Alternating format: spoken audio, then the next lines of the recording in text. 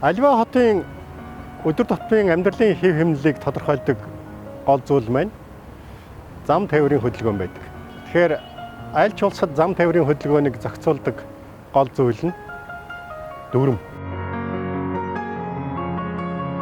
Харин энэ дүрмийг иргэдэн хөдөлгөөнд оролцогч талууд хэрхэн биелүүлж мөрдөж байна вэ гэдгээс тухайн хотын соёл, энэ хотод бий болсон тодорхой хүндрэлтэй асуудлуудыг тодорхойлж дүгнэж болох ийм л зүйл л дээ. Тэгэхээр хүн болгон иргэнийхээ хувьд бусдыг хүндэлж, соёлтой хамгийн гол нь дүрмээрээ явах нь бид бүгдийн хамгийн гол эрхэмлэх зүйлээ.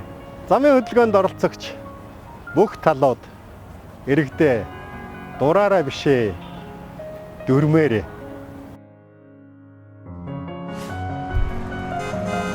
дураараа бишээ дүрмээрээ